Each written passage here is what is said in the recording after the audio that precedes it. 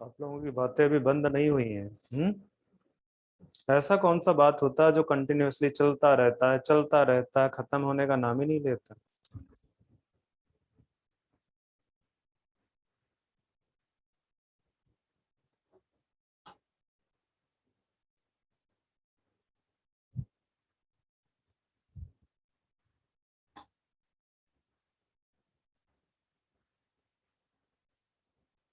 ये एक्सपर्ट विंग्समैन कौन है भाई? हम्म कौन है? नहीं जानते हो? मतलब अगर व्हाट्सएप ग्रुप में अपना नाम, अपने नाम जो है उसको लिखोगे तो उससे कोई दिक्कत हो जाएगी? हाँ, मतलब आपको अपने नाम से इतनी नफरत है कि आप उसमें सो ही नहीं कर सकते? हम्म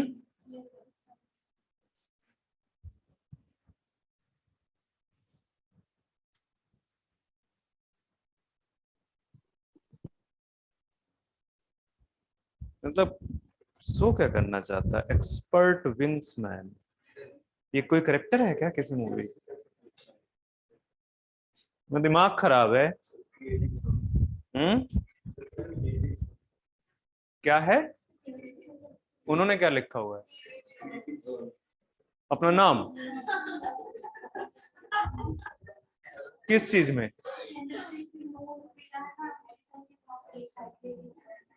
अरे वो केमिस्ट्री के नोट्स के लिए है या उनका नंबर?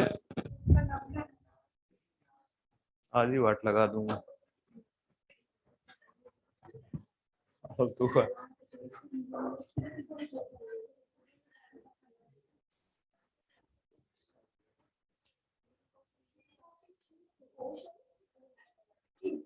आदमी ना अपनी ओरिजिनलिटी को मेंटेन नहीं करना चाहता, उसको ना हवा में उड़ने की बड़ी आदत है। है कि नहीं है?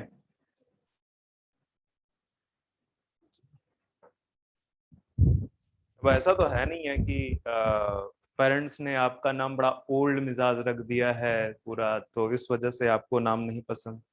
जैसे एक मूवी देख रहा था, बड़ी पुरानी मूवी वैसे तो, करीब 10-12 साल। 10। हम्म समझ नहीं पा रहा क्या बोल रही है। मतलब रियलिटी क्या है कि जब मूवी आती है तो उसके 2 साल तक तो मैं नहीं देख पाता हूँ। फिर उसके बाद कभी मन आया तो यूट्यूब में देख लिया या ऐसे करके। वैसे जैसे बहुत सारी, तो जैसे वेब सीरीज है, वेब सीरीज में कभी भी बैठ के नहीं देखता। बैठ के इन द सेंस कि एक तरफ से देख रहा हूँ, वो जो छोटी छोटी क्लिप्स आती हैं यूट्यूब में, कभी दिख गई उसको लगा लिया। तो मुझे कुछ कुछ चीजें पता रहती हैं, मुझे सारा कभी देखने में इंटरेस्ट नहीं है। बहुत मतलब क्या कहते हैं ना कि एक ना एज होती है मैक्सिमम, आई थिंक 25 ईयर्स तक। उसके बाद जनरली धीरे धीरे करके ना चीजों से डेविएशन स्टार्ट हो जाता है, अपनी चीजों पे फोकस स्टार्ट हो जाता है। मुझे एक टाइम होता था, क्रिकेट का बड़ा क्रेज था। मैं आज की डेट पे मैच वर्ल्ड कप का चल रहा हो, मुझे बहुत फर्क नहीं पड़ता। हाँ चल रहा है, लोग मतलब वर्ल्ड कप का मैच भी हार जाए इंडिया, चलो हार गए ठीक है। मेरा ये रिस्पॉन्स होता है। हाँ आईपीएल को किसी के साथ में मेरा कोई अटैचमेंट ही नहीं है। मुझे इंडिया टीम से जब फर्क बहुत पड़ नहीं पड़ रहा है तो तुम समझ रहे हो ना, आईपीएल को मैं कैसे वो करूंगा, प्रमोट करूंगा? अच्छा मैं कोलकाता में हूँ तो मुझे केकेआर को सपोर्ट करना चाहिए, हाँ? क्या बात है, सच कुछ ऐसा नहीं है। मुझे मतलब अभी इंटरेस्ट नहीं आता उतना। एक समय में होता था कि पता लगा इंडिया हार गई तो पूरी रात खराब हो जाती थी। मतलब वो सुबह तक उसका जो है ना हैंगओवर रहता था, कि मतलब कल हार गई टीम बताओ।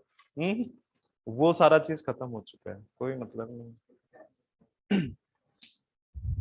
मूवीज में जनरली देखता हूँ, मुझे कॉमेडी मूवीज बड़ी पसंद है। कॉमेडी देखो, एक कान से सुनो दूसरे से उड़ा दो, खत्म कहानी। आ, आप आर्ट्स मूवीज, आप लोग तो नहीं देखते होगे ना आर्ट्स मूवीज? ठीक है। कौन सी आर्ट मूवी देखी जरा? अच्छा।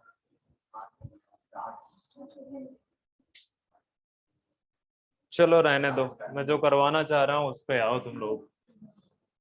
मैं तो कुछ और बता रहा था। मुझे तो दिक्कत इस वजह से होती है, मुझे तो पता चलना चाहिए ना मैं किसको डाउट बता रहा हूँ। अब उसमें अगर आप अब नाम ही नहीं सही से लिखोगे तो फिर मुझे कैसे पता चलेगा। अब अगर यहाँ पे भी बच्चा नहीं है वो नासिर इसके, यहाँ तो सारे अपने नाम वाले बच्चे हैं, देखो तुरंत सुधर गए बच्चे। सबने अपना नाम लिख रखा हुआ है। चलो खैर छोड़ दो। आंसर मैं बता देता हूँ, वो जो व्हाट्सएप में क्वेश्चन आया था एक्सक्रीटरी सिस्टम से, उसका आंसर जो है ओनली ए। अब जिसने क्वेश्चन पढ़ा उसको पता चल जाएगा। एक्चुअली जो है ना, आपको याद होगा चैप्टर की स्टार्टिंग की थी मैं टाइप ऑफ एक्सक्रीटरी मटेरियल से, तो उसमें यूरिक एसिड था। यूरिक एसिड को सबसे कम अमाउंट ऑफ वाटर की जरूरत पड़ती है रिमूवल के लिए, ठीक है, क्योंकि ये लीस्ट टॉक्सिक है। ठीक है, लीस्ट टॉक्सिक है तो इसमें वाटर की जो जरूरत है वो बहुत कम है, तो क्यों कंजर्व करने की जरूरत पड़ेगी। ठीक है, तो उसका पहला वाला आंसर सही है, ओनली ए। ठीक है, सर आंसर में दोनों है सर। अब बच्चे उससे कोई मुझे मतलब नहीं है। अच्छा कौन तुम तो नहीं हो एक्सपर्ट विंग्समैन, कौन है भाई मुझे बता दे जरा। नहीं सर मैं हद कर रहे हो ना बच्चा, अपना नाम लिखने में तुमको दिक्कत है, वहां पे चेंज करो उसको, expert wingsman. Sir change sir. चलो, तो आंसर कुछ भी हो उससे कोई फर्क नहीं पड़ता है, मतलब किताब में क्या है, पर आंसर आपका यही है, यूरिक एसिड। ठीक है, मैं भी थोड़ा कंफ्यूज हो रहा था ऑप्शन, मतलब बी ऑप्शन को, कि बी भी सही हो सकता है। ठीक है, बट बहुत करेक्ट लग नहीं रहा बी वाला, ए से और है आपका। ठीक है, चलो उनका तो मजाक उड़ाऊंगा जाके मैं आज। क्या है? मेरा ना एक उधर पीएचडी कर रहा था, तो एक फ्रेंड था मेरा, तो वो उसको भी ऐसे ही, आज भी मुझे लग रहा है उसके फेसबुक अकाउंट पे उसका नाम कुछ हॉलीवुड का एक्टर है कोई, एरिक करके नाम है, एरिक नॉर्थमैन ऐसा कुछ है। तो मतलब उसको कभी ये हुआ ही नहीं कि मुझे अपना नाम लिखना चाहिए वहां पे। और पता है सामने तो लोग नहीं बोलते हैं, फिर जैसे ही पर्सन चला जाता है ना तो फिर जी भर के मजाक उड़ता है कि वो एक नॉर्थमैन कहाँ है आपका आजकल। तो हो सकता है कि उसके सामने ही बोल दे, कोई मूवी भी नहीं आ रही है तुम्हारी अभी आजकल। तो ऐसे ही है, फालतू में अपना जो है क्या कहते हैं उसको, क्या बोलते हैं, बड़ा अच्छा टर्म है उसके लिए। चलो खैर, मैं काफी टाइम वेस्ट कर चुका हूँ, इधर फोकस करो आप लोग। क्या पढ़ा रहा था मैं, कार्डियक साइकिल। ठीक है, तो कार्डियक साइकिल में मैंने बोला था आपको कि एक कार्डियक साइकिल जो है, वन हार्ट बीट के स्टार्ट होने से नेक्स्ट हार्ट बीट के शुरू होने तक का जो साइक्लिकल इवेंट्स हैं, these events are known as cardiac cycle. ठीक है, तो कार्डियक साइकिल में मैंने बोला कि क्या क्या होगा, सिस्टोल होगा और आपका डायस्टोल होगा। ठीक है, कॉन्ट्रैक्शन जब होता है तो सिस्टोल होता है। अब सिस्टोल तो एक बार एट्रिया का भी होगा, ठीक है, और वेंट्रिकल का भी होगा, सेम चीज यहाँ पे भी होगी। ठीक है, तो मैं अगर आपसे सिर्फ जो है पहले systole and diastole of atria बात करूं, तो मैंने बोला था कि 0.8 सेकेंड की आपकी क्या है, कार्डियक साइकिल इसके लग रहा है। ठीक है, ये आपका 0.8 सेकेंड का है, जिसमें से अगर मैं इसको थोड़ा सा इस तरह कर दूं तो ये जो ड्यूरेशन आपका दिखा रहा है ये वाला, ये बेसिकली क्या है, एट्रियल सिस्टोल है, और ये कितनी देर के लिए है, 0.1 सेकेंड के लिए। फिर इसके बाद ये जो ड्यूरेशन आपको दिख रहा है, मतलब ये पूरा का पूरा ये, ठीक है, ये पूरा का पूरा ये एट्रियल क्या है, ये एट्रियल डायस्टोल। ठीक है, एट्रियल डायस्टोल, और ये एट्रियल डायस्टोल आपका कितनी देर के लिए है, 0.7 सेकंड के लिए। तो ये तो एट्रिया की स्टोरी हो गई।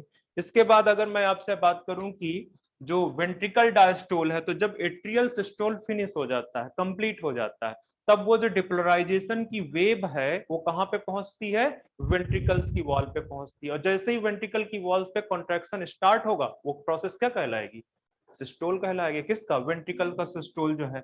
तो वेंट्रिकल का सिस्टोल आपका यहां से स्टार्ट होता है 0.1 सेकंड के बाद, और कहां तक चलता है, ये 0.4 सेकंड तक। ठीक है, ये अगर 0 मान रहे हो तो ये आपका 0.4 है, और फिर से ये आपका 0.8 हो जाएगा जाके। तो 0.1 से 0.4 सेकंड तक आपका क्या रहता है, ये है वेंट्रिकल का सिस्टोल। वेंट्रिकल का सिस्टोल टोटल ड्यूरेशन इसका कितना है, 0.3 सेकंड। यहां से लेके 0.4 सेकंड से लेके और ये 0.1 सेकंड तक आपका जो है क्या होगा, वेंट्रिकल डायस्टोल होगा।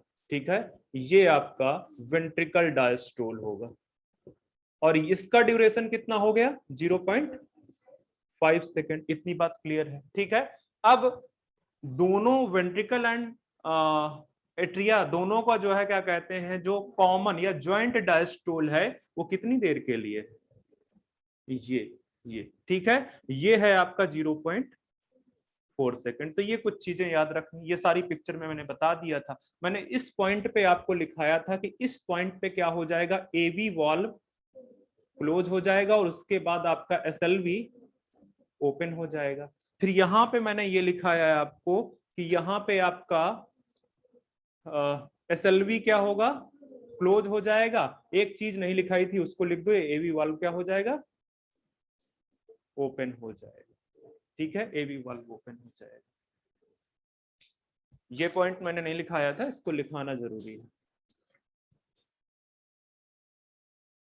फिर मैंने क्या बोला कि जब ये एवी वाल्व क्लोज होता है, जहां पे ये वाल्व क्लोज हो रहे हैं, क्लोजनिंग से एक साउंड प्रोड्यूस होती है, और ये जो साउंड पहली वाली साउंड है उसको S1 बोलते हैं, और ये कौन सा है, लब।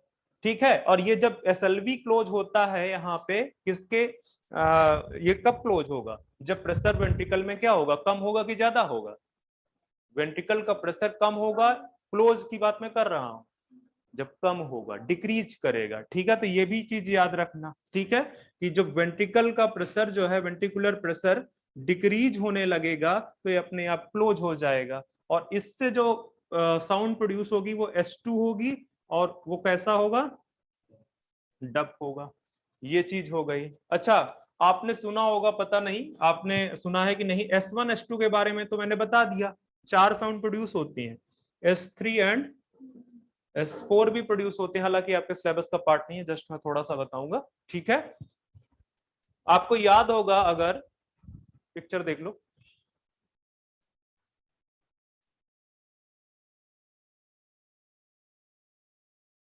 ठीक है, तो ये आपका वेंट्रिकल है,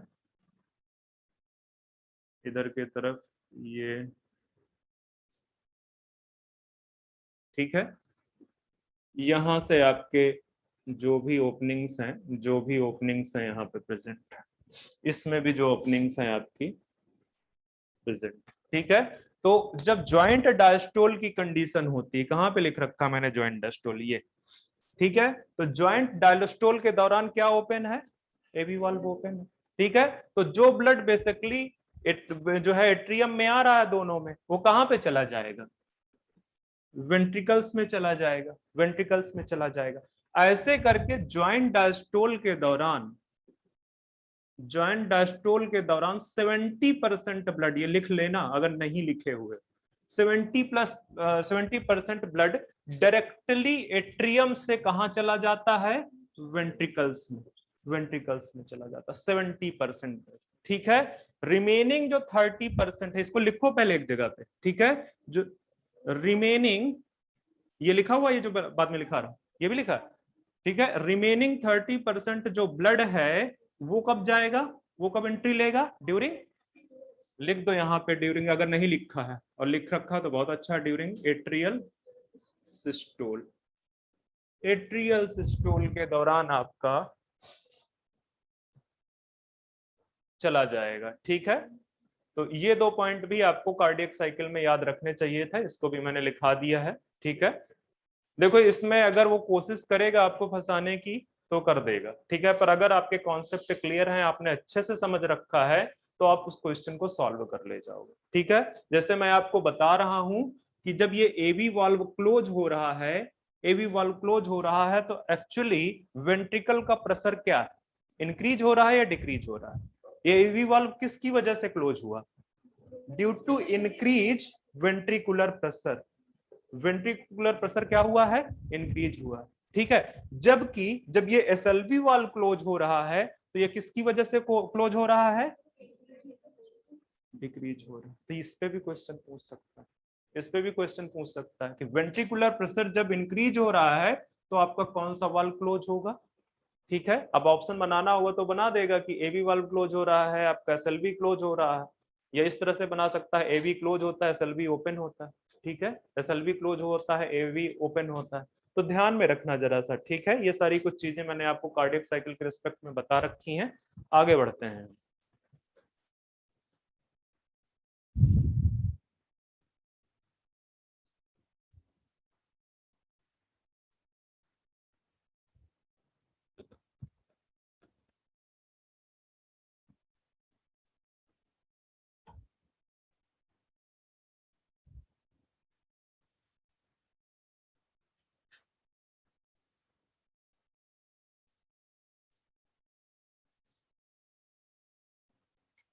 तो अब आते हैं हम,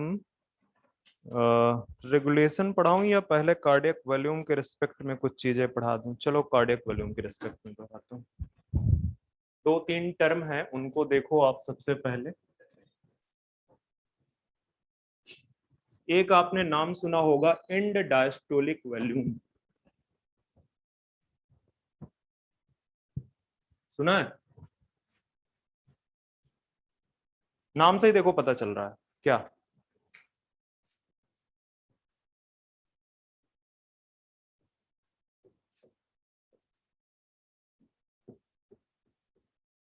इसको 60 में डिनोट करते हैं ईडीवी से, and diastolic volume.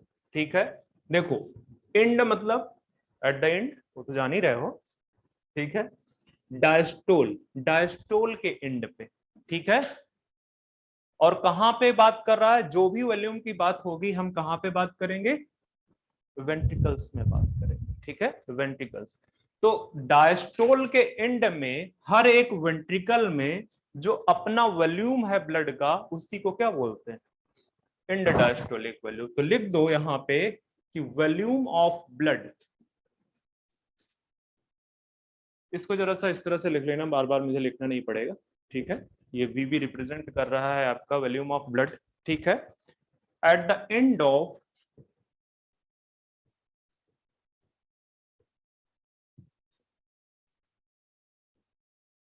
diastole in each ventricle is known as EDV, end-diastolic volume। ठीक है, और ये जो EDV है ये आपका कितना होता है?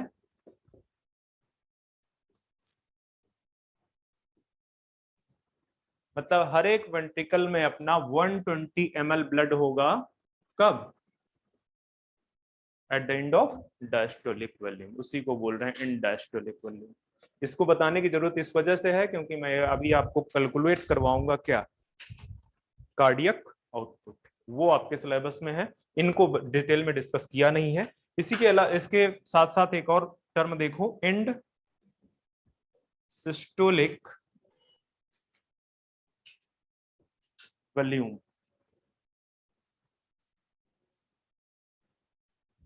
तो एंड सिस्टोलिक वॉल्यूम क्या होगा?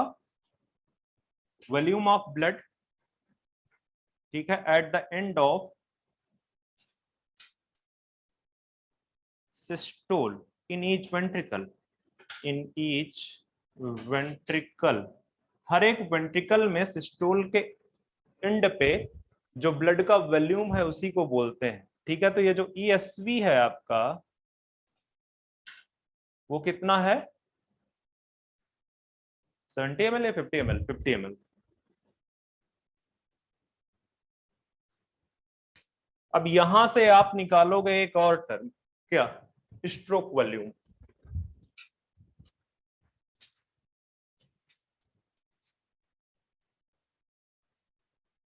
स्ट्रोक वॉल्यूम 60 में, ठीक है, अच्छा ये देखो कि जब डायस्टोल का एंड था, ठीक है, जब डायस्टोल एंड हुआ तो वॉल्यूम कम होगा कि ज्यादा होगा? ज्यादा होना चाहिए, क्योंकि सिस्टोल तो कॉन्ट्रैक्ट करता है, कॉन्ट्रैक्ट करेगा तो प्रेशर अंदर ज्यादा बिल्डअप होगा, और प्रेशर बिल्डअप होगा तो फ्लो कहाँ पे होगा ब्लड का? बाहर की तरफ होगा, ठीक है। जो फ्लो है ब्लड का वो हार्ट से बाहर की तरफ होगा, और अगर हार्ट के अंदर जो है प्रेशर क्या है, कम है, हार्ट के अंदर प्रेशर कम है, तो फ्लो ऑफ ब्लड किधर की तरफ होगा? टुवर्ड्स हार्ट होगा। दैट मीन्स कि जो है आपका जब डायस्टोल है तो उस समय ब्लड का वॉल्यूम ज्यादा होगा। ये जो स्ट्रोक वॉल्यूम है, इन दोनों का जो डिफरेंस है उसी को क्या बोलते हैं भाई? ये जो ब्लड है ये जब वेंट्रिकल में प्रेजेंट था तो ये गया कहाँ?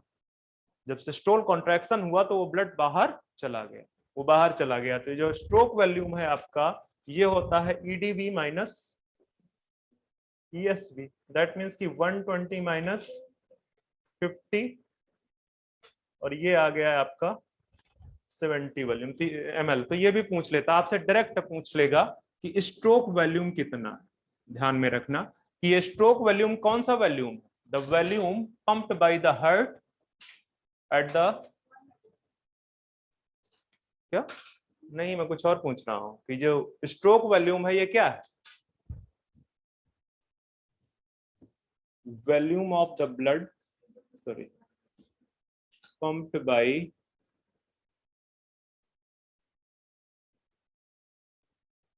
ईच वेंट्रिकल ड्यूरिंग, या एंड ऑफ सिस्टोल भी बोल सकते हो, एंड ऑफ सिस्टोल, ठीक है। सिस्टोल के एंड पे जितना ब्लड जो है पंप किया गया है वो है, ठीक है। तो ये हो गया। अब आते हैं कार्डियक आउटपुट। टोटल स्टोरी इसकी थी जिसको के लिए मुझे इतना सारा चीज बताना पड़ा है। कार्डियक आउटपुट को आप रिप्रेजेंट करते हो सीवी से। हाँ, कार्डियक आउटपुट सीवी से ही है ना, कार्डियक वॉल्यूम, कार्डियक सीओ तो नहीं है।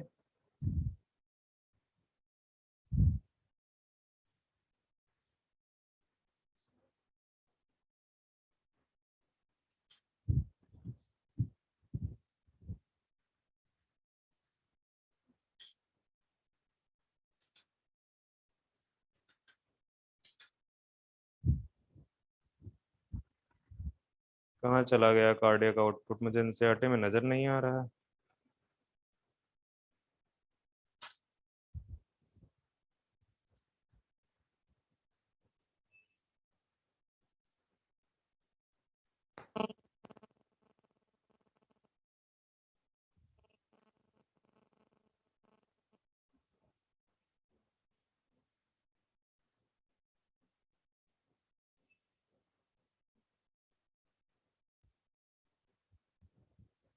देख लेना बच्चे, कार्डियक आउटपुट को किससे रिप्रेजेंट किया, कि ऐसे ही लिखा हुआ है वॉल्यूम? रहने दो यार, इसको रहने दो, बस ये रहने, कार्डियक आउटपुट। ठीक है, ठीक है। तो ये कार्डियक आउटपुट जो है आपका, आई थिंक सीवी ही है ये है आपका स्ट्रोक वॉल्यूम मल्टीप्लाइड बाय, क्या होगा multiplied by? Heart rate per minute, या सीधे सीधे लिख सकते हो, नहीं ये लिखोगे और क्या लिखो, तो यहाँ पे लिख दो आप 70 ml मल्टीप्लाइड बाय कितनी, 72 बीट पर मिनट। तो ये मिला के करीब करीब कितना हो जाएगा जाके? 5000 के आसपास हो जाएगा, ठीक है। तो मुझे लग रहा 5040 आएगा क्या फिर? ठीक है, ये आएगा, ये कितना पर मिनट, ठीक है। तो आपके जो बॉडी में ब्लड है वो अप्रोक्सीमेटली कितना है? 5 पॉइंट इतने लीटर के आसपास। एक हेल्दी पर्सन पे इतना ब्लड होता है वॉल्यूम, ठीक है। तो ये पूरा का पूरा कितने मिनट में जो है पंप कर दिया जाता है? 1 मिनट में। जो आपके दोनों वेंट्रिकल्स हैं सेपरेटली इतना वॉल्यूम जो है पंप कर देते हैं, ठीक है। तो ये कहाँ से निकालते हैं? आपका stroke volume multiplied by heart beat per minute, heart rate per minute, ठीक है। तो वो आपका आ जाएगा। तो ये क्वेश्चन पूछ लेता है, ध्यान में रखना इस चीज को। फार्मूला भी पूछ सकता है, तो फार्मूला भी आप याद रखोगे।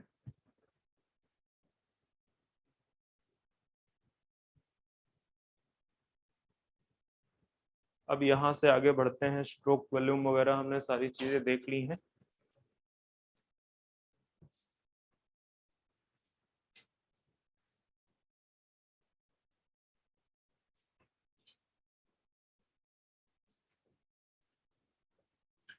रेगुलेशन ऑफ हार्ट बीट, ठीक है। तो रेगुलेशन की बात करेंगे तो आपको इतना तो पता है कि हार्ट बीट जो जनरेशन है या इनिशिएशन है वो किसका काम है, पेसमेकर का। जो आपका एसए नोड है, ठीक है, एसए नोड क्या करता है, हार्ट बीट को जनरेट करता है, ठीक है। और वो बेसिकली आपका हार्ट कैसा है, मायोजेनिक है, मसल्स का बना हुआ, वहां पे कोई न्यूरॉन्स का काम नहीं है, ठीक है। तो मैं आपके लिए फिर से एक छोटा सा हार्ट बना देता हूं।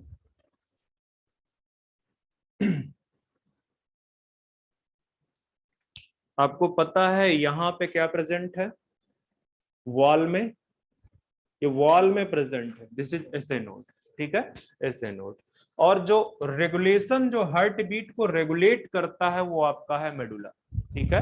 आपके ब्रेन में मेडुला ऑब्लोंगेटा प्रेजेंट है, ठीक है। तो यहां सपोज कर लो मैंने एक मेडुला ऑब्लोंगेटा बना दिया।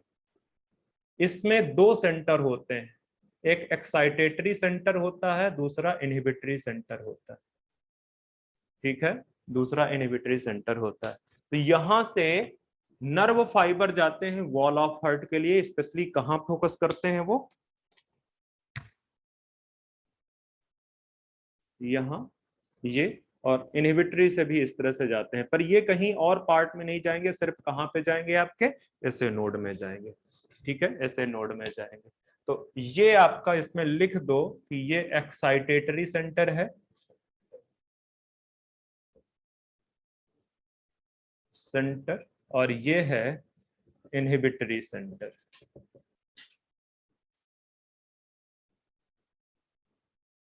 ठीक है। और ये जो आप पिक्चर देख रहे हो ये बेसिकली है मेडुला। तो यहां लिख सकते हो कि ये किसको रेगुलेट करता है, रेगुलेट हार्ट बीट।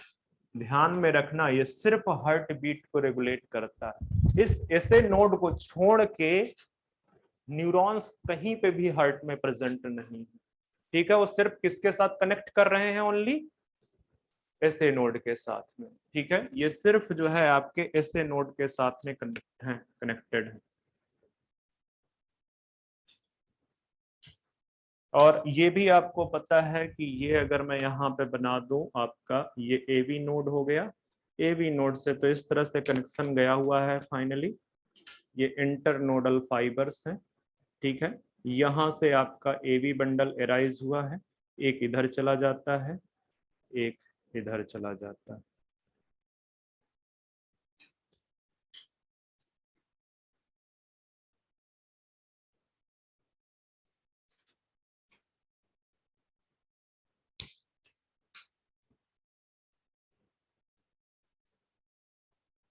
तो ये तो बहुत ही ज्यादा याद रखना, ठीक है। मेडुला ये रेगुलेट करता है हार्ट बीट को, ब्रेन का पार्ट है वो तो आपको बताऊंगा ही। अब ये एक्साइटेटरी सेंटर और इनहिबिटरी सेंटर, दो न्यूरॉन्स आपको दिख रही हैं, ठीक है, दो न्यूरॉन्स दिख रही हैं। इसमें से ये जो न्यूरॉन्स है ये किसका पार्ट है, बताओ, किसका, किस नर्वस सिस्टम का पार्ट है ये, सिंपैथेटिक नर्वस सिस्टम का पार्ट। और ये वाला किसका पार्ट है, पैरासिम्पैथेटिक नर्वस सिस्टम का पार्ट है। तो ये जो है इस यहीं से पता चल रहा है कि ये हार्ट बीट को क्या करवा देगा। मैं हार्ट रेट के लिए एचआर लिख देता हूं, ठीक है, हार्ट रेट के लिए, तो ये क्या करवाएगा, उसको इंक्रीज करवाएगा, ठीक है। और ये क्या करवाएगा, हार्ट रेट को डिक्रीज कराएगा। मतलब अगर आप डर गए हो तो डरते समय जो हार्ट रेट इंक्रीज हुई है वो किसकी वजह से हुई है, इसकी वजह से। और उसको जो नॉर्मल ला रहा है, वापस से नॉर्मल स्टेट पे ला रहा है, वो कौन करेगा, आपका पैरासिम्पैथेटिक नर्वस सिस्टम। बात क्लियर, ठीक है। अच्छा, ये जो न्यूरॉन्स हैं, ये न्यूरॉन्स आपकी वेगस नर्व का पार्ट है। ठीक है, वेगस नर्व का पार्ट। अच्छा, ये मुझे बता सकते हो कि जो वेगस है वो किस टाइप की है, सेंसरी है, मोटर है, या मिक्स्ड है? हम्म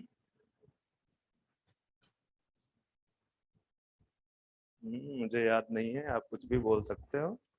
हम्म चलो आगे बढ़ो। अच्छा, ये तो न्यूरॉन्स लेवल पे हो गया, मतलब जो रेगुलेशन है आपके बॉडी में दो लेवल पे, कौन कौन से हैं? एक आपका नर्वस सिस्टम के लेवल पे, दूसरा आपका हार्मोन्स के लेवल पे। ठीक है, तो अब रेगुलेशन बाय हार्मोन्स लिख देते हैं। Regulation bye hormones. ठीक है, अब इसमें दो हार्मोन्स, एक है जो आपका एड्रेनलिन और एपिनेफ्रिन, और दूसरा है आपका एसिटाइल कोलिन। बताओ, एड्रेनलिन क्या करता है? आप डरते हो तो कौन सा हार्मोन रिलीज होता है? एड्रेनलिन। आपका हार्ट रेट को क्या करता है? वो इंक्रीज करवा देता है। ठीक है, कहां से निकलेगा ये? फ्रॉम एंडिंग ऑफ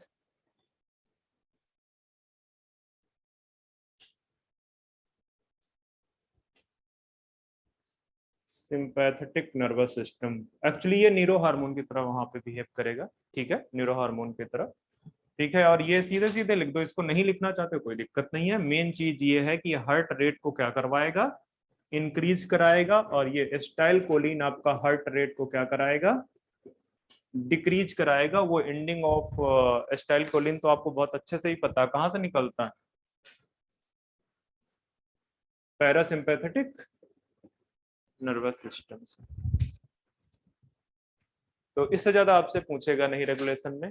इसमें दो सेंटर हैं, excitatory centre and inhibitory centre. एक बेसिकली हार्ट रेट को इंक्रीज करा देता है, दूसरा क्या करता है? उसको नॉर्मल लेता है।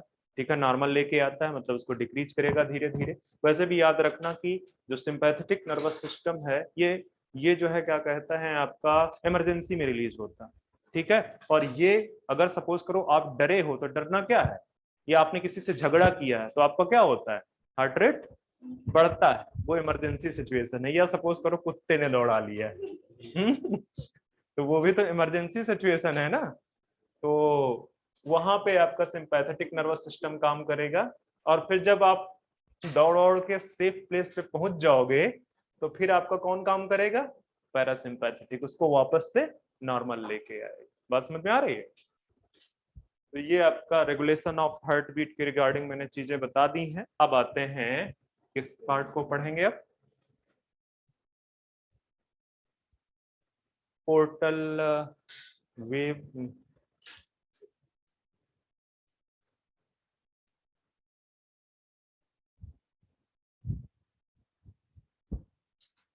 एक नोट डाल के लिख दो, वैसे कई बार पूछ सकता है, चांसेस कम है पर फिर भी पूछ सकता है।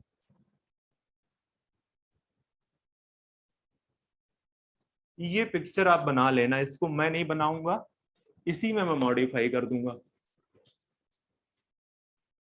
आपने सुना होगा आर्टिफिशियल पेसमेकर के बारे में।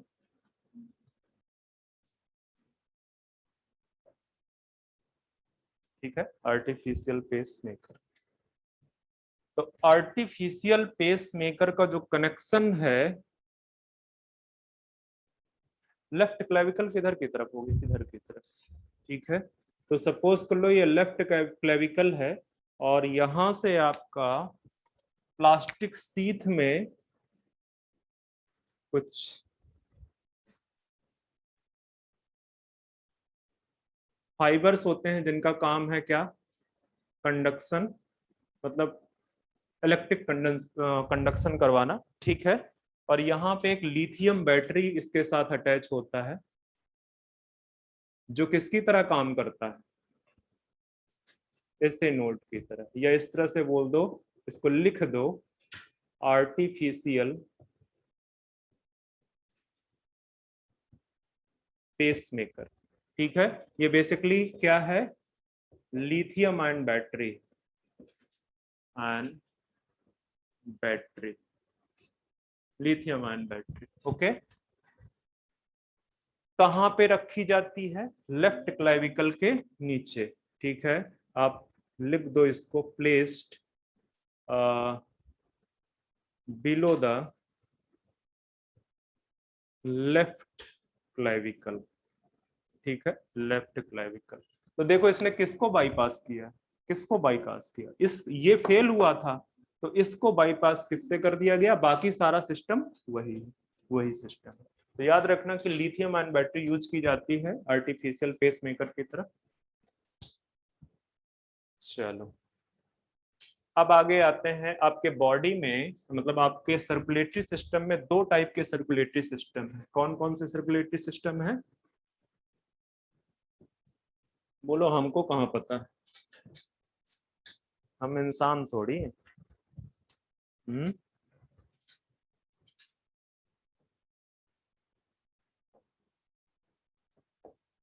डबल सर्कुलेशन की बात मैं कर रहा हूं, तुम्हारे बॉडी में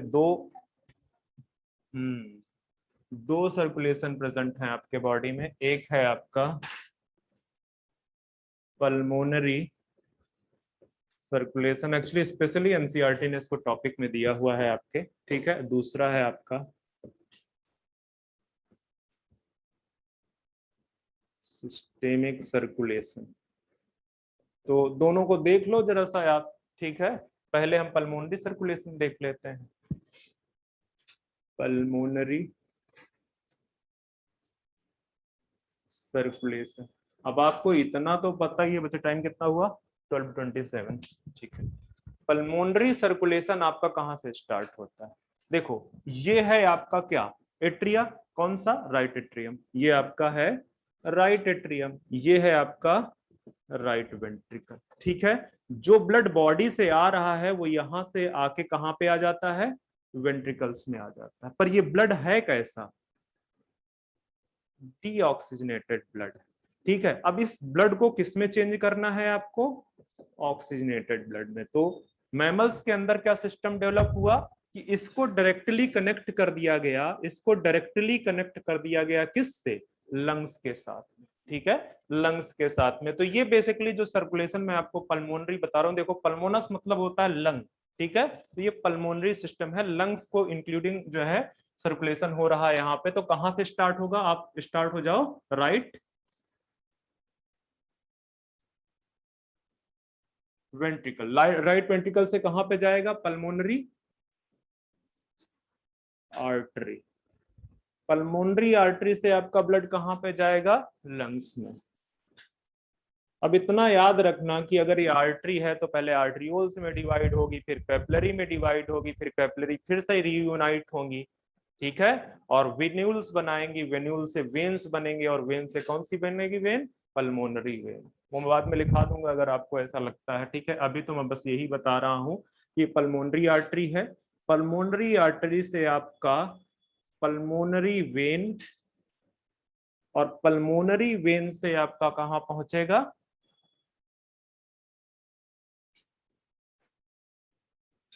लेफ्ट एट्रिया। कितनी कितनी ओपनिंग है लेफ्ट एट्रियम में, 4। ठीक है, यहां पे चाहे लिख लो, तुम्हारा मन करता है कि ये बेसिकली आपका कैसा ब्लड है, ऑक्सीजनेटेड ब्लड है। ये ब्लड कैसा है आपका, डीऑक्सीजनेटेड ब्लड है। ठीक है, डीऑक्सीजनेटेड ब्लड। तो यही है सर्कुलेशन आपका, पल्मोनरी सर्कुलेशन। हमारे बॉडी में, मैमल्स की बॉडी में डबल सर्कुलेशन प्रेजेंट है। ठीक है, डबल सर्कुलेशन में आपका एक पल्मोनरी सर्कुलेशन है और दूसरा आपका सिस्टेमिक सर्कुलेशन है। पूरे जो बॉडी पे ले जाता है वो सिस्टेमिक सर्कुलेशन है। इसका काम क्या है, इसका काम है oxygenation of blood, oxygenation of blood. और इसका क्या है, ट्रांसपोर्ट ऑफ,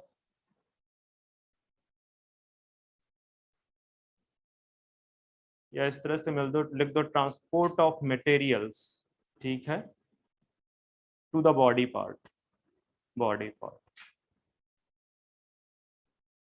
या सीधे सीधे लिख सकते हो, ये भी लिख सकते हो, transport of bloods to the body part. ठीक है, मटेरियल हटाना चाहते हो तो हटा दो, लिख दो सीधे transport of blood to the body parts. ये सिस्टेमिक सर्कुलेशन का पार्ट है। ये भी बता दो मुझे कि ये कौन सा पार्ट है?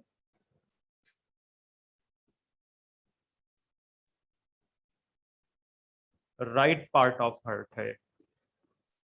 ये कौन सा पार्ट बनाता है? राइट पार्ट बनाता है। जरूर ओपनिंग आती है उसमें लेफ्ट एट्रियम में, पर इसको बोला जाता है कि ये राइट पार्ट है, और ये आपका कौन सा है? Left part.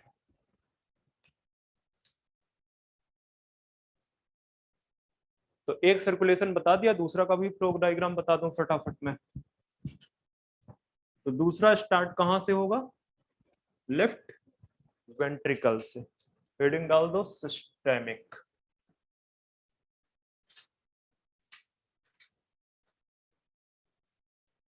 Circulation.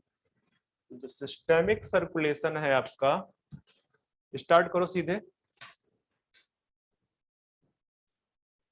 Left ventricle. कहां पे जाएगा लेफ्ट वेंट्रिकल से?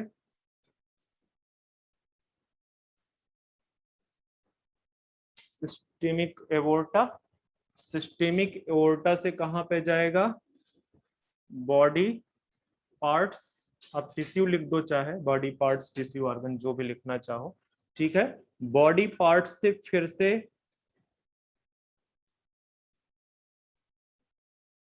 मुझे इसमें एक स्टेप और क्रिएट कर दो, जरा एक स्टेप और क्रिएट कर दो। यहाँ पे लिख दो आर्टरी। डिफरेंट आर्टरीज पे जाएगा, ठीक है। आर्टरीज से फिर आगे का सिस्टम मैं अलग से लिखा दूंगा। यहाँ पे लिख दो वेन्स। वेन्स से आपका कौन सी वेन्स पे आ जाएगा? वेना। डायरेक्टली लिख दो वेना केवा, ठीक है। वेना केवा का मतलब है इसके, चाहे लिख दो यहाँ पे वेना केवा में superior vena cava and inferior vena cava, ठीक है। वेना केवा से ये आपका कहाँ पहुंच जाएगा?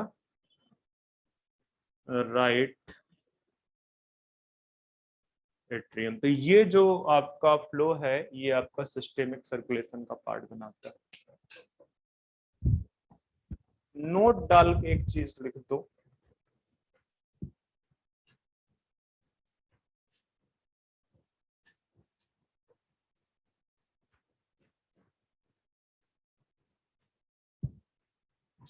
नोट डाल के क्या लिखोगे?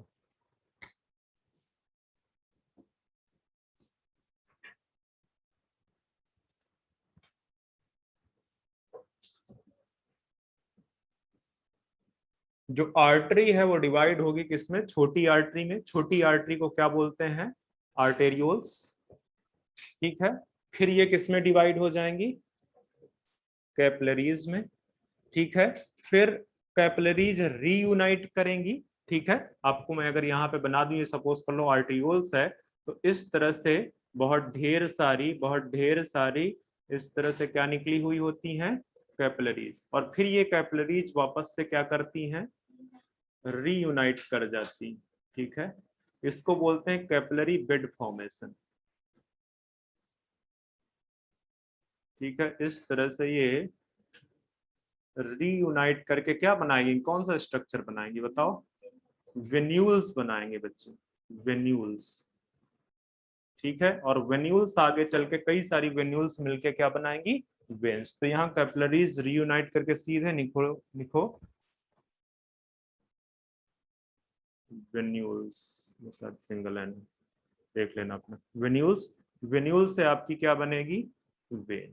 तो ये चीज है। और ये जो कैपिलरीज बेड फॉर्मेशन है, ये जो पूरा कैपिलरीज बेड फॉर्मेशन है, ये कहाँ पे प्रेजेंट होता है? बॉडी टिश्यू में, ठीक है। बॉडी टिश्यू में प्रेजेंट होता है। तो ये हर जगह आपको अप्लीकेबल होगा।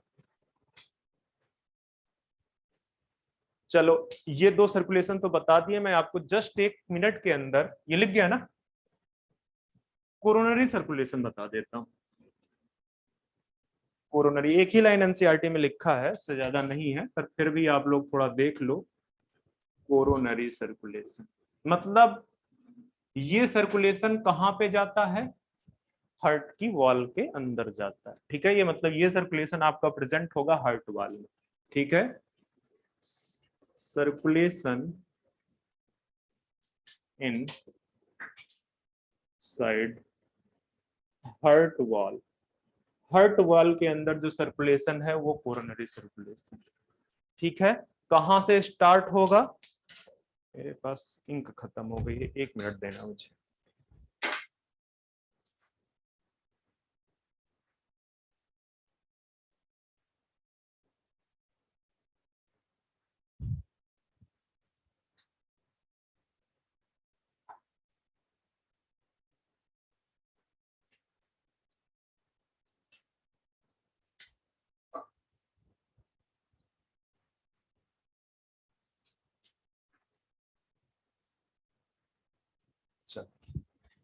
तो ये आपका स्टार्ट होगा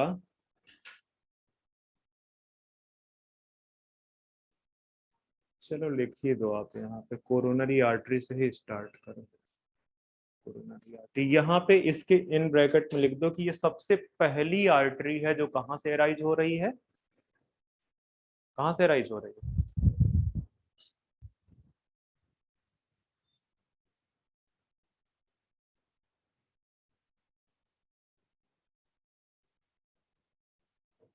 ये कौन सी एओर्टा है? Systemic aorta. तो सिस्टेमिक एओर्टा से जो सबसे पहली आर्टरी अराइज होगी that will be coronary artery. ठीक है, तो आप लिख दो फर्स्ट ब्रांच या first artery of systemic aorta, systemic aorta. Coronary artery फिर से वही स्टोरी होगी, आर्टियोल्स में डिवाइड होगी, कोरोनरी आर्टेरियोल्स। ये आपकी जो है कैपिलरीज बनाएगी,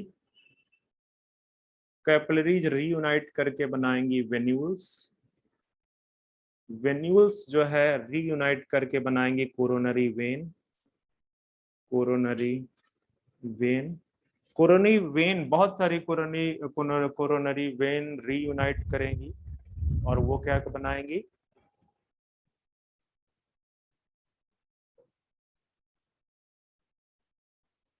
कोरोनरी साइनस। और ये कोरोनरी साइनस कहाँ पे ओपन होगा? बेसिकली ये क्या है? This is the opening of coronary veins. Coronary veins जो है एक जगह पे जहां ओपन होती है उसको क्या बोलते हैं? Coronary sinus. तो आप सीधे सीधे इसके आगे लिख दो कि ये ओपन हुआ है कहाँ पे, नाम बताओ मुझे फटाफट। Right, right.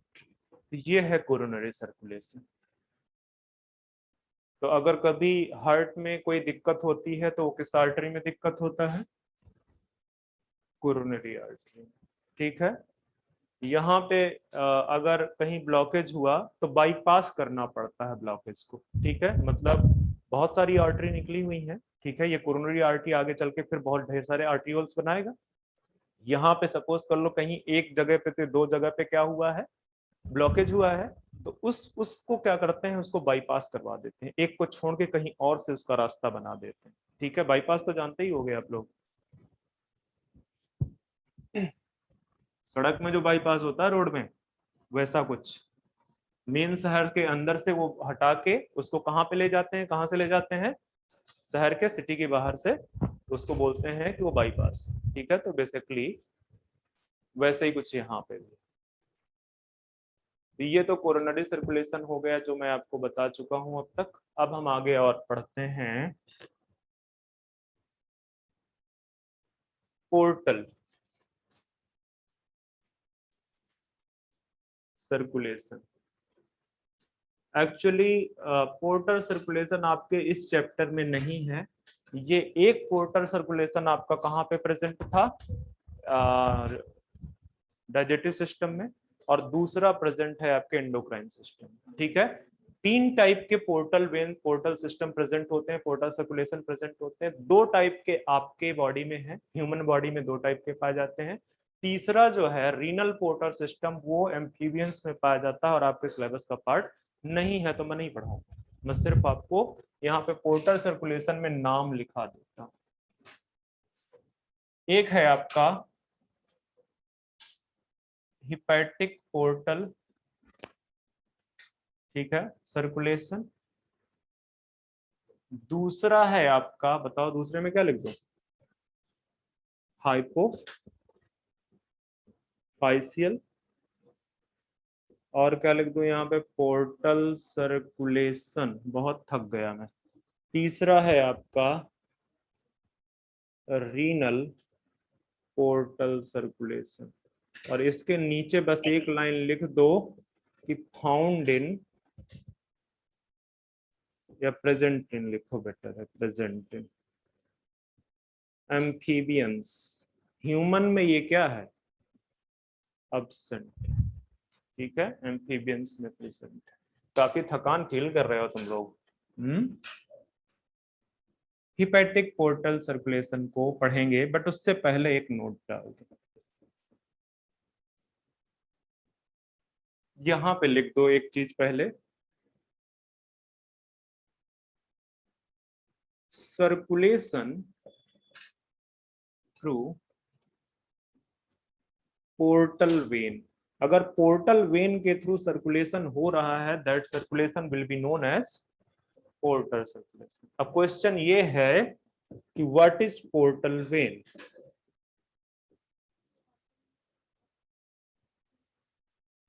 देखो, जनरली आपकी जो वेन्स होती हैं वो बॉडी टिश्यू से स्टार्ट होती हैं, कहां पे जाती हैं,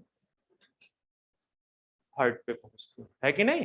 ब्लड जो हार्ट की तरफ ब्लड ले जा रहा है वो कौन ले जा रहा है, वेन्स ले जा रहा है।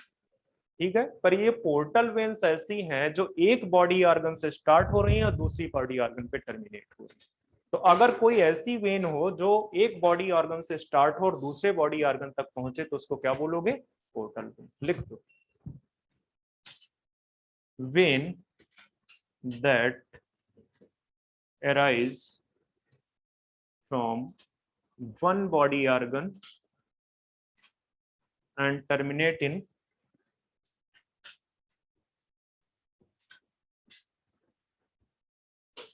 other body organ, तो उसको आप बोलोगे कि दिस इज द पोर्टल।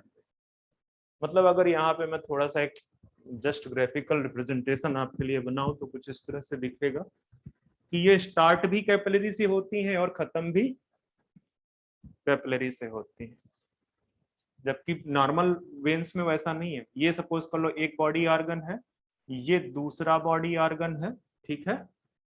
तो ये इस तरह से स्टार्ट होंगी आपकी,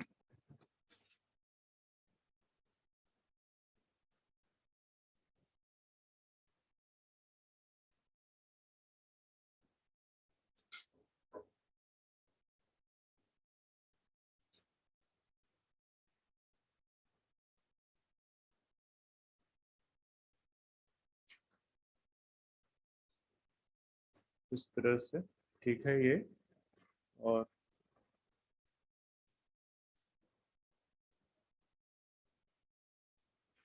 ये दूसरे बॉडी ऑर्गन, ये आपका बॉडी ऑर्गन 1 है और ये आपका बॉडी ऑर्गन 2।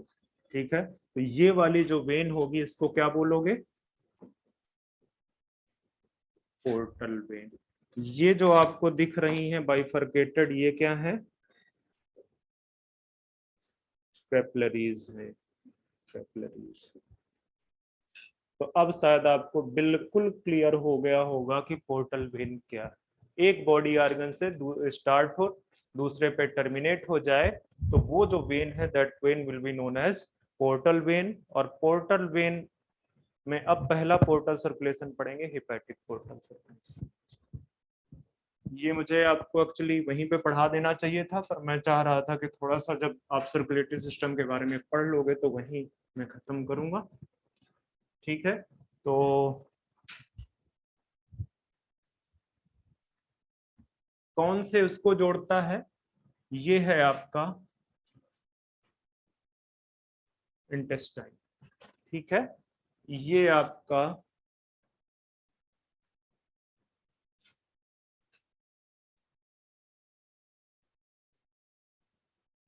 लीवर। ठीक है, और इधर से आपकी ब्लड सप्लाई है, इधर से आपका ब्लड सप्लाई हो रहा है।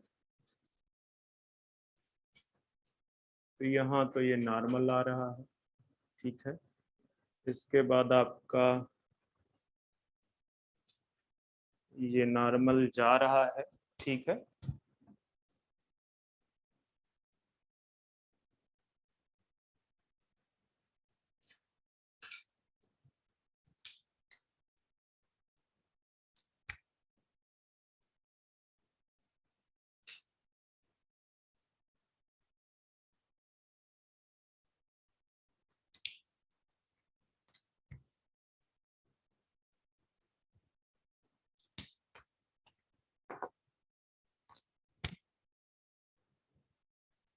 ये तो आपका क्या है, इंटेस्टाइन, ठीक है। ये है लीवर, और ये है आपका कोई भी आर्टरी रख दो, ठीक है, बेसिकली ब्लड फ्लो कर रहा है, ठीक है। तो ये जो लीवर है, इस लीवर को ऑक्सीजनेटेड ब्लड चाहिए, तो वो तो किसके थ्रू आएगा, ठीक है, यहां से कौन सा ब्लड आ रहा है, ऑक्सीजनेटेड ब्लड, ठीक है। तो ये है हिपैटिक आर्टरी, किसके थ्रू आ रहा है ये, हिपैटिक आर्टरी के थ्रू आ रहा है, ठीक है। ये जो आपको दिख रही है ये क्या है, हिपैटिक वेन, यहां से क्या जा रहा है, डीऑक्सीजनेटेड ब्लड जा रहा है। तो ये तो नॉर्मल हो गया ना, ये नॉर्मल सिस्टम है, ठीक है, नॉर्मल सिस्टम है, हिपैटिक आर्टरी से आ रहा है और आपका हिपैटिक वेन से जा रहा है। अब ये इंटेस्टाइन से ब्लड फ्लो करके कहां पहुंचता है, लीवर में पहुंचता है, ठीक है। और लीवर में क्यों पहुंच रहा है, क्योंकि इस ब्लड में क्या प्रेजेंट है, न्यूट्रिएंट्स प्रेजेंट, ठीक है। तो ब्लड को बेसिकली यहां से ले जाना है न्यूट्रिएंट में, ताकि जो उसमें न्यूट्रिएंट्स है उसको यूटिलाइज कर सके कौन, लीवर। लीवर ही मेन ग्लैंड है जो ये सब काम करती है, ठीक है। तो ये जो आपकी वेन है, this when is hepatic portal vein. देखो, एक बॉडी ऑर्गन को दूसरे बॉडी ऑर्गन से जोड़ रही है कि नहीं, तो ये हिपैटिक पोर्टल वेन है। तो ये पूरा का पूरा हिपैटिक पोर्टल सर्कुलेशन मैंने आपका बता दिया, इंटेस्टाइन से हिपैटिक पोर्टल वेन के थ्रू कहां पे पहुंचेगी, लीवर में पहुंचेगी। तो ये है पूरा intestine, hepatic portal vein, liver, ठीक है। This is hepatic portal circulation.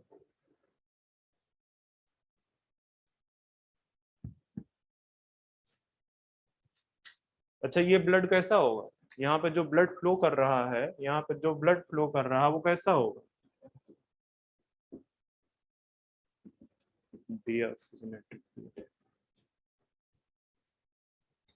मतलब कि जो पोर्टल सर्कुलेशन है, पोर्टल वेन है, कर वेन से तो ऐसे ही रिप्रेजेंट हो रहा है, उसमें तो कोई जरूरत नहीं है मुझे बहुत बताने की। और क्या नेक्स्ट है आपका, अब ये पार्ट है आपके एंडोक्राइन सिस्टम में, उसको भी यहीं पे खत्म कर लेंगे तो उधर नहीं बताना पड़ेगा। Hepatic portal, sorry, hypophyseal portal circulation. Time बच्चे कितना हुआ, 12:39। मुझे एक्चुअली इस चैप्टर को ओवर करना है आज। तो आपका ये है, ये पार्ट है हाइपोथैलेमस का। हाइपोथैलेमस से एक नीचे ग्लैंड जो है हैंग कर रही है, और उस ग्लैंड को क्या बोलते हैं, पिट्यूटरी ग्लैंड, ठीक है, पिट्यूटरी ग्लैंड। ये जो पिट्यूटरी ग्लैंड है, आगे चल के वैसे तो मुझे बताना ही है कि इसमें 3 पार्ट है, ठीक है। ये इंटरमीडिएट पार्ट है, ये एंटीरियर है, नहीं सॉरी, एंटीरियर ये है और ये पोस्टीरियर है, ठीक है। तो मुझे तो फिलहाल अभी इसी से काम है, interior pituitary, interior pituitary.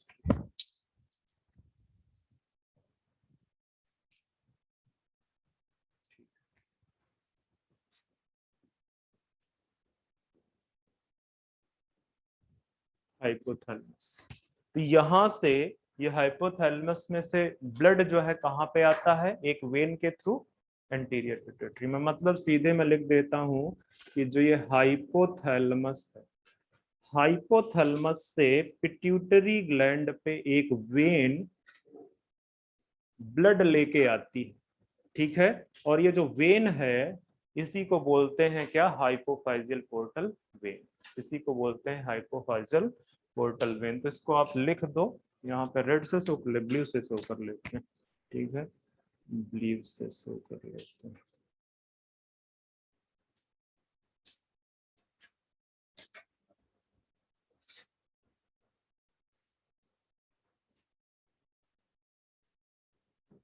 Significance क्या है इसका,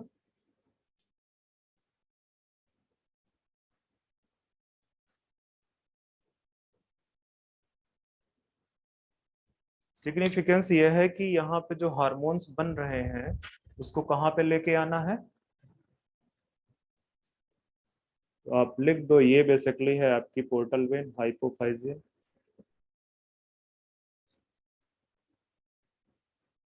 पोर्टल वेन। और ट्रांसपोर्ट न्यूरो हार्मोन्स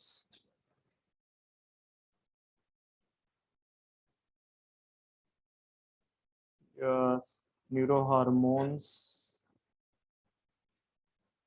फ्रॉम, ये हटा दूं क्या नीचे, हाइपोथैलेमस कहाँ पे आएगा, टू पिट्यूटरी।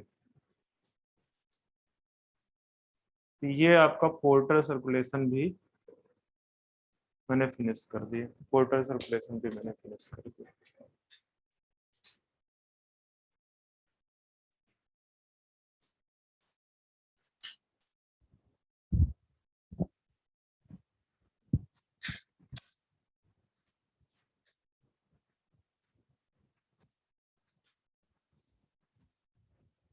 तो सिर्फ एक पार्ट रहता है अभी हमारा डिसऑर्डर्स वाला, नहीं डिसऑर्डर्स, अरे यार क्या है, ईसीजी पड़ा हुआ है, चलो ईसीजी पढ़ते हैं।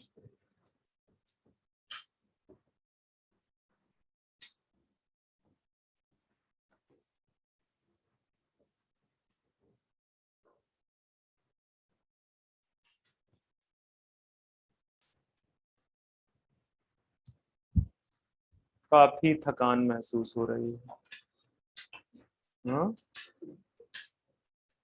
चलो ईसीजी कुछ नहीं है, this is the graphical representation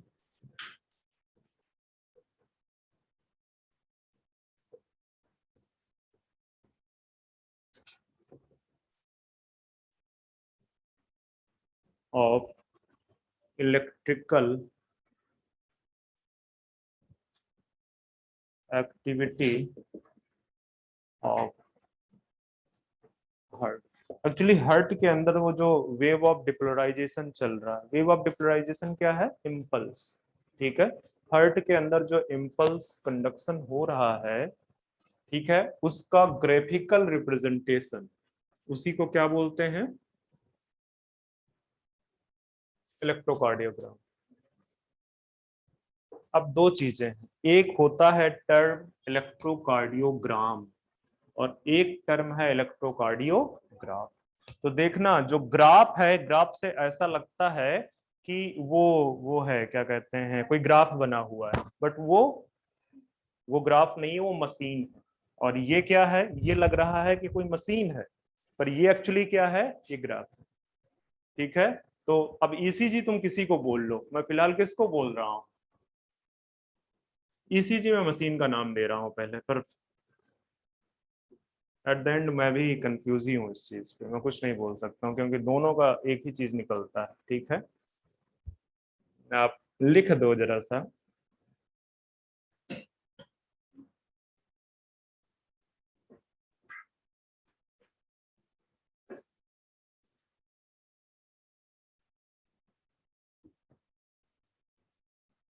the machine which interpret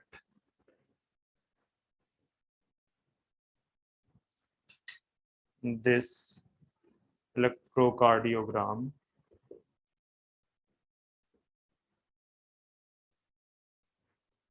is known as electrocardiogram. Cardio.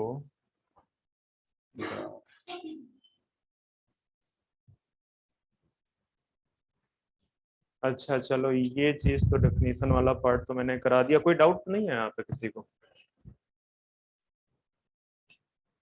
अब मैं एक होमवर्क देता हूँ आपको। एनसीईआरटी में जाके देखना किस तरह से ये जो है ईसीजी वो करवाते हैं, मशीन किस तरह से सेट करते हैं। इलेक्ट्रोकार्डियोग्राफ जो है उसमें इलेक्ट्रोड्स होते हैं, ठीक है, पॉजिटिव इलेक्ट्रोड्स होते हैं और निगेटिव इलेक्ट्रोड्स होते हैं, बिल्कुल सर जैसे जैसे इलेक्ट्रिक सर्किट होता है वैसे ही कुछ है, ठीक है। तो positive electrodes and negative electrodes होते हैं और 4 इलेक्ट्रोड होते हैं, ठीक है। कहाँ कहाँ पे, वैसे तो कई सारे भी होते हैं बट 4 यूज किए जाते हैं, ठीक है। कहाँ कहाँ पे अटैच होते हैं? यहाँ पे या यहाँ पे? मैं भूल जाता हूँ, चलो छोड़ो। रिस्ट पे यूज करते हैं और शायद पैर पे यूज करते हैं, एंकल में। हाँ एंकल में, ठीक है। तो वही चीज मैं आपको बोल रहा हूँ पढ़ने के लिए, और उसमें जो इम्पोर्टेंट लगे उसको अपने नोट्स में 2-3 लाइन छोड़ दो, उसको ऐड कर लेना। इलेक्ट्रिकल ये बता दे रहा हूँ कि इलेक्ट्रोड्स हैं वहां पे, इलेक्ट्रोड्स हैं, ठीक है। इलेक्ट्रोड्स वही दोनों पॉजिटिव एंड निगेटिव इलेक्ट्रोड्स होंगे। अटैच कहाँ कहाँ पे करते हैं उसको ध्यान में रखना, ठीक है, अटैच कहाँ कहाँ पे करते हैं। बस उतना ही आपको अपने उसमें करना है। एक बार रीड भी हो जाएगा आपका पूरा इलेक्ट्रोकार्डियोग्राम जो ईसीजी है, ठीक है, और मेरा काम भी थोड़ा सा आसान हो जाएगा। मैं बस अब ये बताता हूँ कि ये जो इलेक्ट्रोकार्डियोग्राम है, जब ये आपको स्क्रीन पे शो होता है, ठीक है, वो जो इलेक्ट्रिकल एक्टिविटी है हार्ट की, वो जो स्क्रीन पे शो होता है तो उसमें आपको 3 वेव्स दिखती हैं, ठीक है। 3 वेव्स दिखती हैं, कौन कौन सी होती हैं इसमें?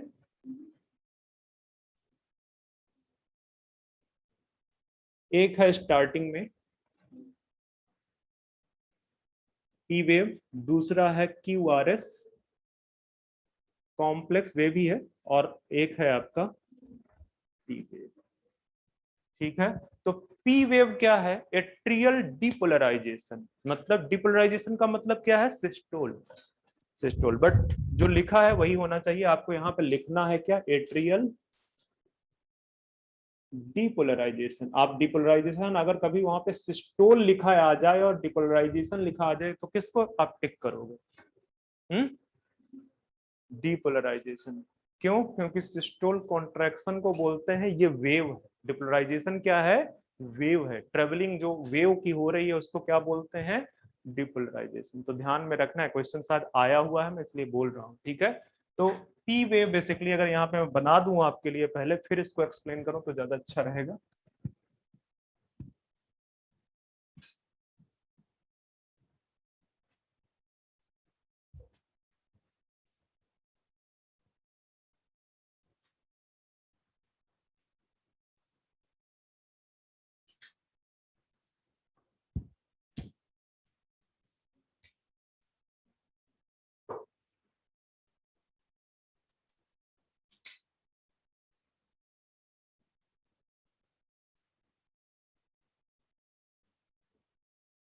ये आगे फिर से यही कंटिन्यू हो जाएगा, आगे फिर से यही कंटिन्यू हो जाएगा। तो ये आपका क्या है? P wave. ये है आपका क्यू आर एस और ये टी, ठीक है। तो ये आपका क्यू आर एस कॉम्प्लेक्स है, पूरा क्यू आर एस कॉम्प्लेक्स, ठीक है। P wave Q R S complex. तो जो पी वेव है ये आपका एट्रियल डीपोलराइजेशन को रिप्रेजेंट कर रहा है, और ये आपका वेंट्रिकुलर डीपोलराइजेशन को रिप्रेजेंट कर रहा है, और जो ये टी वेव है ये आपका रिप्रेजेंट कर रहा है किसको? वेंट्रिकुलर डायस्टोल, फिर से बोल गए ना, वेंट्रिकुलर रिपोलराइजेशन, रिपोलराइजेशन को रिप्रेजेंट करता है। तो ये पूछ सकता है, ध्यान में रखना, ठीक है। इसके आगे ये फिर से वही स्टार्ट हो जाएगा, फिर से पी स्टार्ट हो जाएगा, फिर से क्यू आर एस कॉम्प्लेक्स बनेगा टी, ठीक है। ये कंटिन्यूअसली चलता रहता है। अगर ये फ्लैट हो जाए तो इसका मतलब क्या है? इलेक्ट्रिकल कंडक्टिविटी ऑफ हार्ट खत्म हो गई, ठीक है। फ्लैट हो गया तो।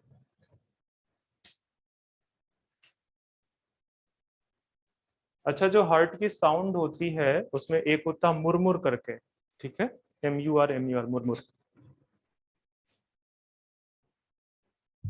और ये डिफेक्टिव हार्ट साउंड क्या है, डिफेक्टिव हार्ट साउंड।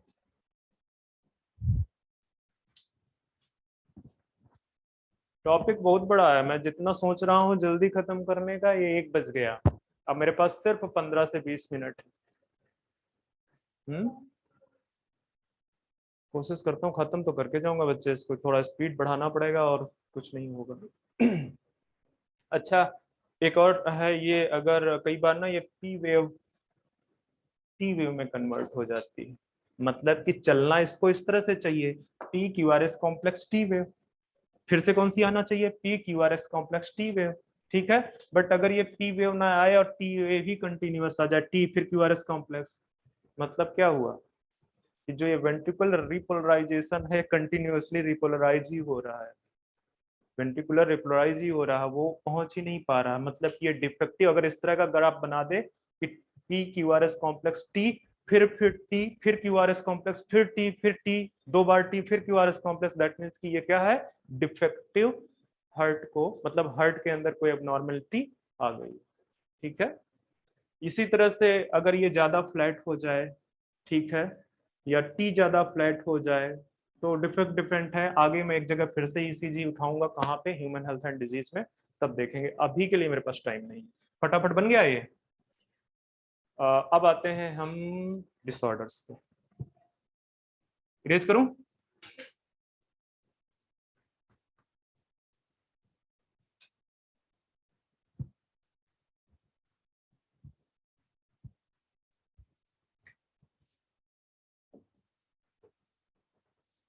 डिसऑर्डर्स में सबसे पहले हम आते हैं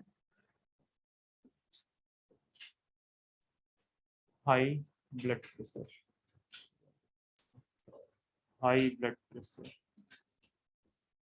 तो सबसे पहले तो समस्या ये है कि मुझे ये बताना पड़ेगा कि ब्लड प्रेशर क्या है, ठीक है। The pressure exerted by the blood, कौन एक्सर्ट कर रहा है, ब्लड, कहाँ पे, इन आर्टरी, ठीक है। तो सबसे पहले तो आप लिख दो कि ब्लड प्रेशर है pressure exerted bye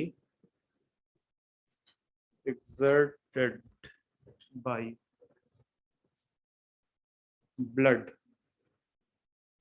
in artery, to artery, या वॉल लिख दो और अच्छा रहेगा, artery wall, is known as blood pressure. अब ये ब्लड प्रेशर की 2 वैल्यू होती है, इस ब्लड प्रेशर की क्या होंगी, 2 वैल्यू होंगी। कौन कौन से, चीज को लिख दो, 60 में BP रिप्रेजेंट करते हैं। 2 वैल्यू हैं, एक वैल्यू है ड्यूरिंग सिस्टोल के दौरान, ठीक है, सिस्टोलिक ब्लड प्रेशर, दूसरी है आपकी डायस्टोलिक ब्लड प्रेशर। तो डायस्टोलिक ब्लड प्रेशर जो है आपका, क्या लिख दिया,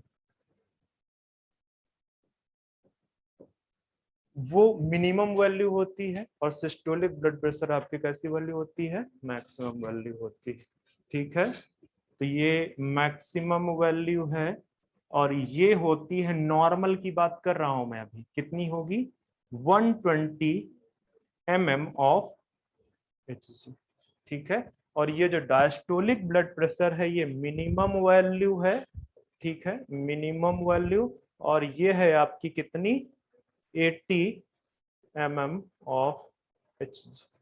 अच्छा, इसको मेजर कैसे करते हैं ब्लड प्रेशर को, ब्लड प्रेशर को मेजर करने के लिए एक डिवाइस है,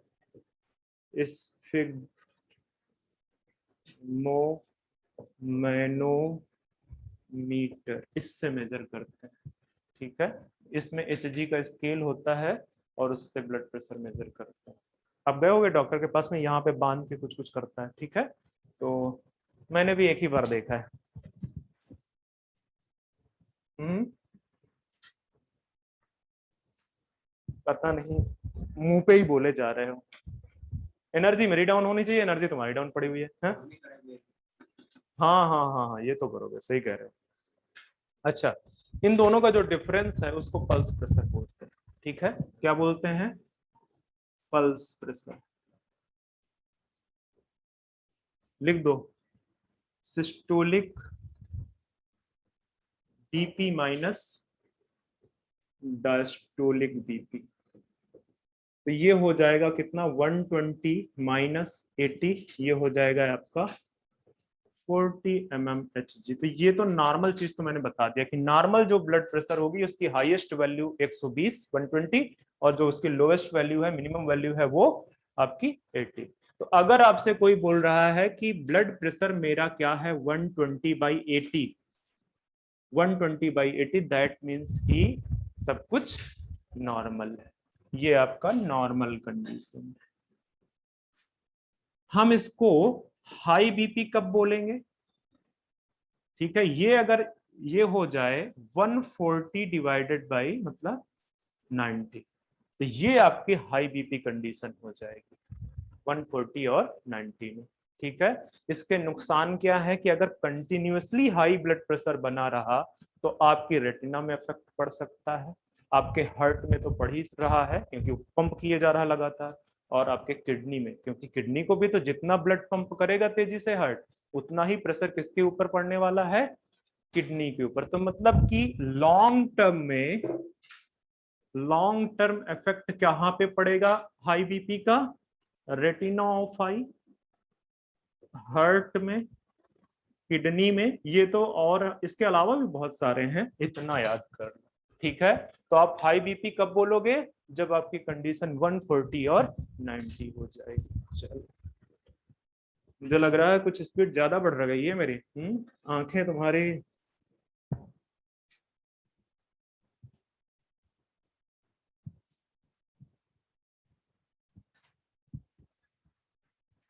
तो ये तो हो गया है आपका क्या, high BP. Coronary artery disease, CAD, coronary artery disease.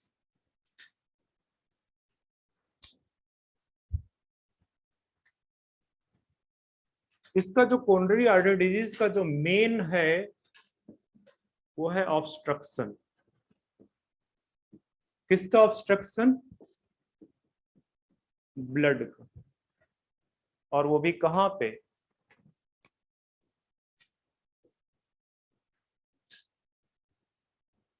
Heart. Coronary कहां पे ले जाती है ब्लड को? हार्ट में ले जाती है।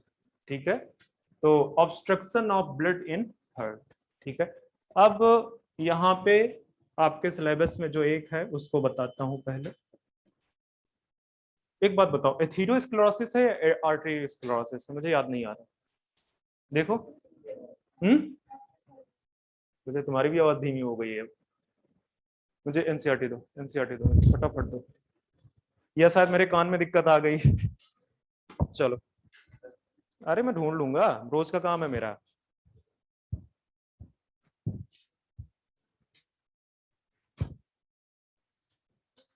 एथेरोस्क्लेरोसिस,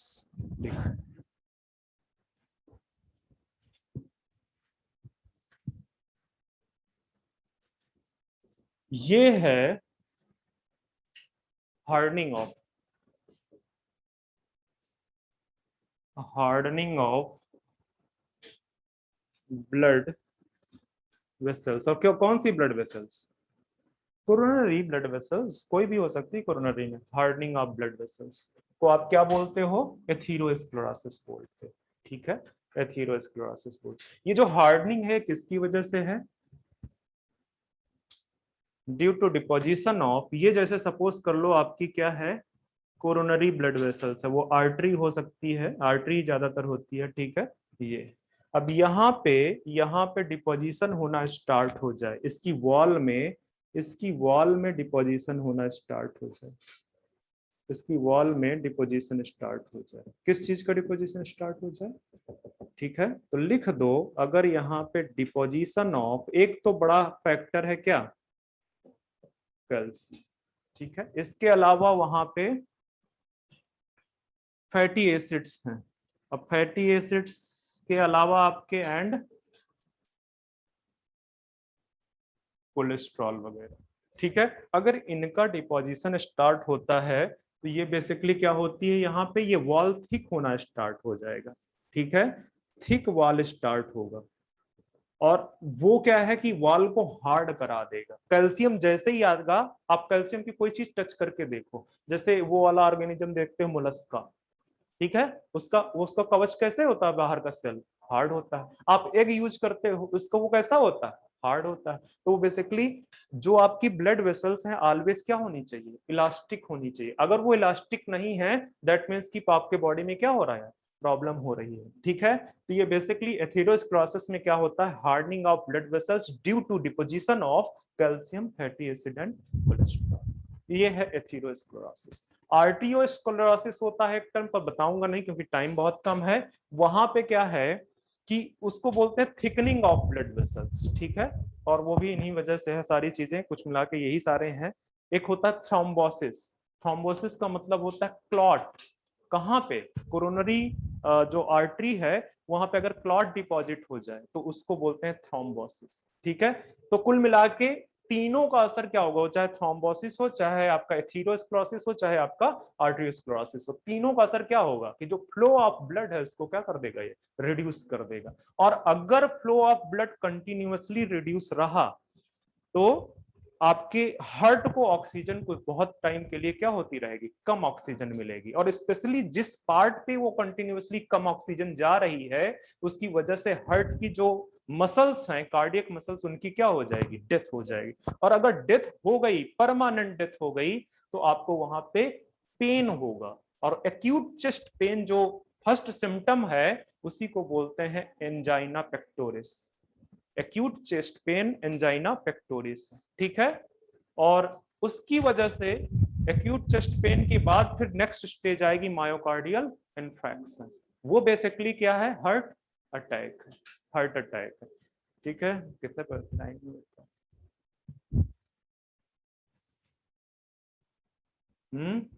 छोड़ दूं। हाँ ये बात तो तुम्हारी सही है। कुछ चीजें बता देता हूँ, 2 मिनट दो मुझे, मैं एक्सप्लेन कर देता हूँ, लिख लेना है आप।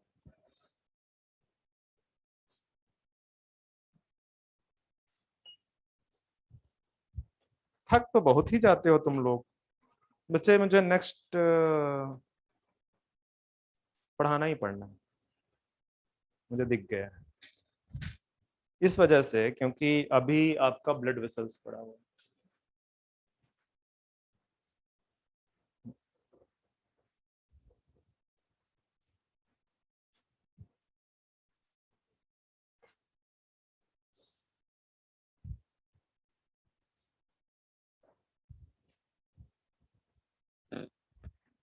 हाँ तो मैं आपको क्या बता रहा था, इसमें कुछ चीजें तो बता ही देता हूँ, 2-3 मिनट जो यूटिलाइज करने हैं मुझे, ठीक है। तो अगर आपको रिड्यूस्ड ब्लड सप्लाई होगी, ठीक है, लिख दे दो चाहे इसको। रिड्यूस्ड ब्लड सप्लाई का मतलब है कि reduced oxygen to the cardiac muscle. और जिस पैच पे ये हुआ है, हार्ट के जिस पार्ट पे ये हुआ है, ठीक है, वहां पे क्या होगा कि वो muscles, death of muscle start हो जाएगी, death of muscle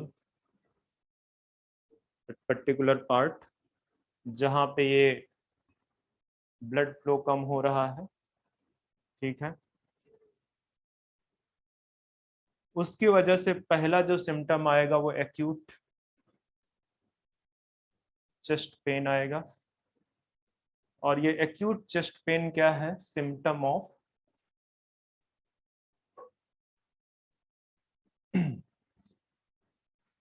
heart attack. देखो हार्ट अटैक को हार्ट फेलर के साथ कंपेयर नहीं, मतलब कंफ्यूज मत होना, कंपेयर की बात नहीं है। हार्ट अटैक अलग टर्म है और हार्ट फेलियर अलग टर्म है, ठीक है, डिस्कस करूंगा। अब ये एक्यूट चेस्ट पेन में अगर डैमेज की बात करें, ठीक है, डैमेज अगर रिवर्सिबल है तब तो कोई दिक्कत नहीं है भाई, अगर रिवर्सिबल डैमेज है तो कोई दिक्कत नहीं है, ठीक हो जाएगा वो। और अगर ये डैमेज कैसा हो गया, इररिवर्सिबल डैमेज हो गया, तो क्या हो जाएगी, पूरा जो पर्टिकुलर पैच है उसका डेथ हो चुका होगा, ठीक है, वो बिल्कुल इनएक्टिव हो जाएगा। और वहां पे उस पार्ट को बोलेंगे मायोकार्डियल, मायो मतलब मसल्स, ठीक है, कार्डियल मतलब हार्ट, हार्ट मसल्स का कंटिन्यूअसली डैमेज हो जाना, मायोकार्डियल इंफ्रैक्शन, ठीक है। तो इररिवर्सिबल वाले में आप लिख दो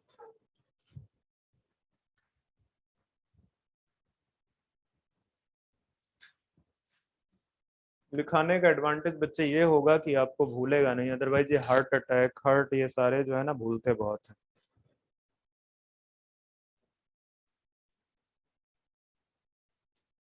लिख दो, इररिवर्सिबल के नीचे लिख दो permanent damage of heart muscle, ठीक है। इसको आप किस नाम से जानते हो, मायोकार्डियल इंफ्रैक्शन।